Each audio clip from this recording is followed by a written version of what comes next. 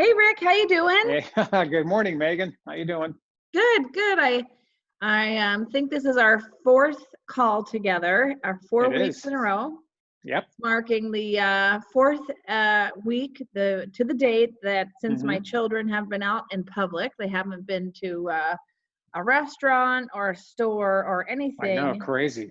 4 weeks, bananas. Yeah, yeah, same here. It's just no fun. My daughter Emma's at home, 16 years old. She's not liking this at all. Yeah, it's She rough, can't and drive anywhere, can't see her friends. It's I going know. crazy.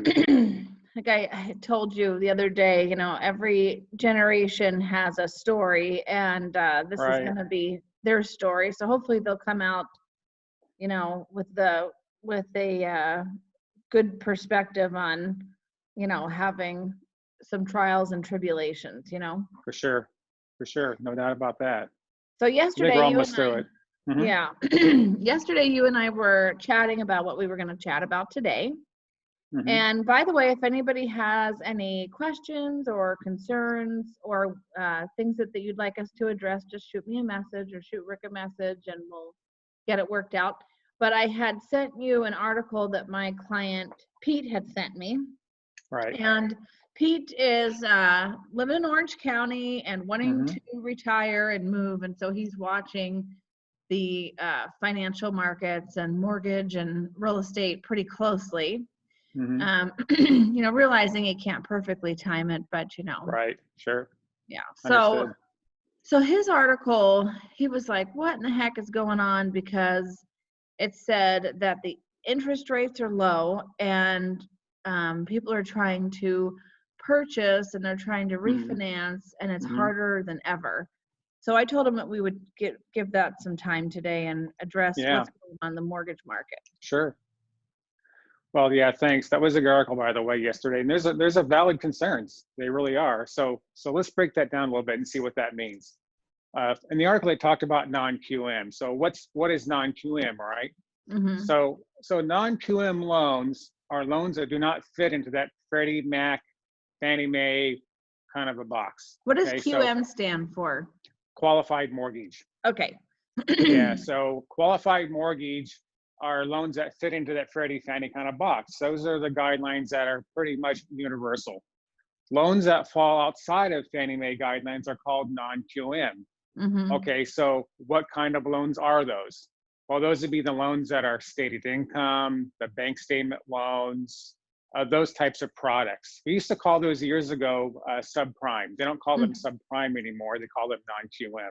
Mm-hmm. Okay, so in this kind of environment, it just makes sense that people who can't validate their income, they can't validate their source of monies for down payment and so on, those are higher risk loans. And so in a market like this, those are the types of loans where, in terms of the secondary market, money available to buy up those loans, that just kind of goes away pretty quickly because they're fairly risky loans. And Mm-hmm. so those loans are also carrying a much higher interest rate. They're typically at mortgage rates 2 to 3% above a standard type of loan. So No. they're riskier loans out of the gate. So that makes sense that those types of loans will go away, and they have gone away for some period of time.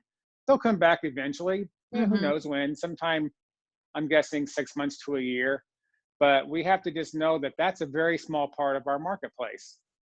For me personally, I really never do a non-QM loan. I know. They just We don't. don't really do that. Yeah. Yeah.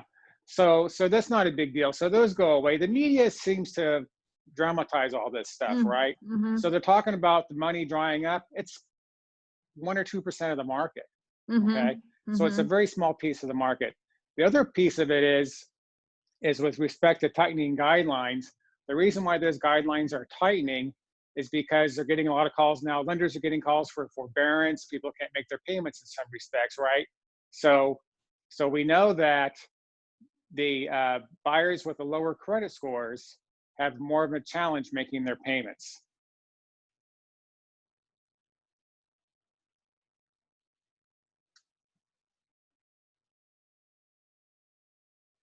There we go. Okay. There we go. Sorry. So buyers with lower credit scores historically have more of a challenge making their payments on time. Mm-hmm. And so we get into this kind of a market. Those loans fall into more of the riskier categories, if you will. And so it just makes sense that borrowers that have low FICO scores, and when I say low FICO scores, I'm talking low sixes, right? Mm-hmm. And those are the types of borrowers that historically have problems with savings ability, lack of income. They certainly have some credit issues already, not making Job their security. credit job Mm-hmm. security. So those types of borrowers are the highest risk borrowers. And so in this kind of environment, it just makes good sense that they should not be lending to those types of borrowers. There's a higher risk of those types of borrowers defaulting down the road. Right. So in effect, we're kind of protecting them from future defaults and Right. protecting our market in some I mean, respects as well. I don't know if we've ever done any of those kind of loans of people that are in the low 600s. I mean, I mean, how much of the market is that anyway?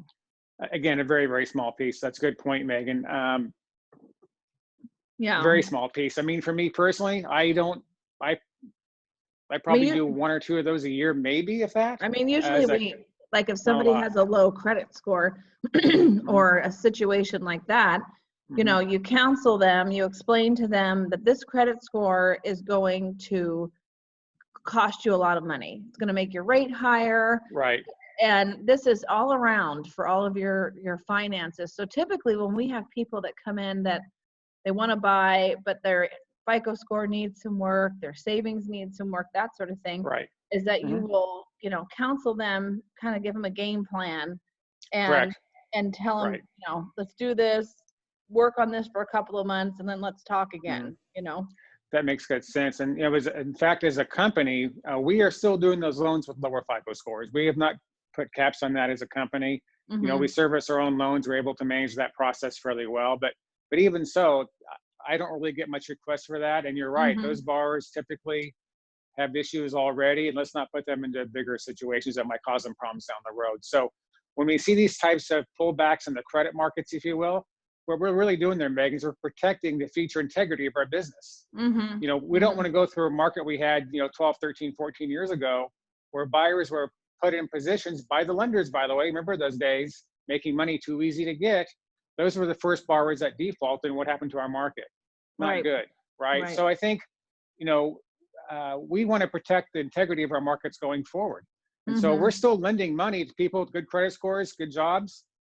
Nothing's really changed in my mind. The market's still really, really healthy. So like, I'm hearing what you're saying and about the media, and I feel like, they've got you hook, line, and sinker on a negative drip, and right. Well, sure. Yeah. It's just like, I don't really pay attention to the news. I don't really, watch the news. Like I've mentioned before in this weekly call that, I have a few people that I trust for information, and that's as far as it goes. I check with you for certain things, and when it comes to the mortgage market for everything, but it's easy. It's like I pick up my phone last night and I went to look something up, like somebody's contact, and my phone is pinging me, that there's this notification and that notification because it knows what I do. And so it's sending me all these articles, and it's like, right down a black hole with this thing.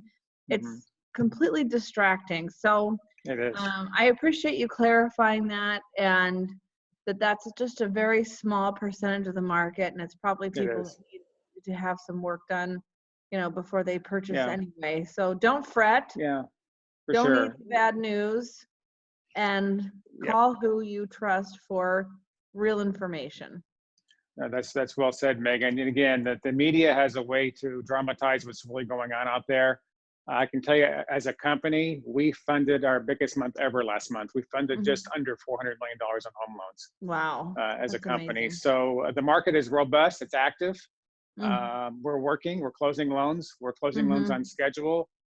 We have not really seen much of a pullback. And again, we don't want those borrowers that you can't verify their income, you can't verify their assets, they've got credit issues. Those are the types of borrowers that probably should not be buying right now anyway. Right. So, but otherwise, I think it's business as usual. Yeah, we opened a couple escrows this week. And so, right until I think it was like the first week of March, Mhm. I think I closed 12 deals. Wow, that's awesome. And yeah, it was great. It was great. Like Yeah. everybody, it was competitive. I mean, Mhm. it's like being in the real estate like MMA, like you get out there and you like Yeah. Yeah, get it yeah. done. There's a lot of competition. So, it's feeling Mhm. pretty good. So when this happened, I just sort of, stayed the course and Mhm. changed That's the things right to thing be to do. safe, Yeah. and lot of safety stuff going on, a lot of new Mhm. forms and that sort of Mhm. thing. But Sure. we opened 2 escrows yesterday. I think we've got Wow, congrats. 5 or 6 houses in escrow right now. So what I'm seeing on Mhm. my end is not a lot of houses coming onto the market, Mhm. um, because people have to really ask themselves, like, is this something I want to deal with right now? And like Mhm. the houses that I put on the market in the last few weeks were houses that they didn't have to find something to buy. And Okay. so, because I feel like, I mean, the inventory is a little limited for them to choose Mhm. from. Mhm.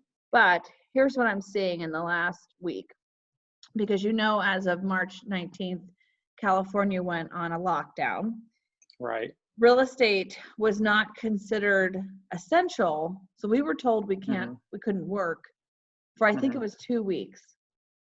And so we were just scrambling on, what to do, and, how to protect people and still get Mhm. them where they want to be, where they need to be. Right. And so then real estate became essential. But the Mhm. California Department of Realtors and the National Association of Realtors, California Association of Realtors, I should correct myself there, Mhm. did a really phenomenal job just coming to the plate with this and providing a lot of education to the people that belong in the association, the members, because we have to protect our ability to work. And in order to Mhm. protect our ability to work, that we have to just obviously be really careful about things. So For sure. I think that realtors are kind of getting the gist of it, Mhm. and they're getting their supplies, because like I have a Mhm. box that I have to go to each house with now that's got my mask and Mhm. shoe covers Right. and gloves and anti-bac, or sanitizer and Mhm. Lysol and that sort of thing. So I think here in the next couple of weeks that we're not going to see like a big robust burst of activity, but I think we're going to see sort of things slowly but surely starting to come onto the market as Right. people get Right.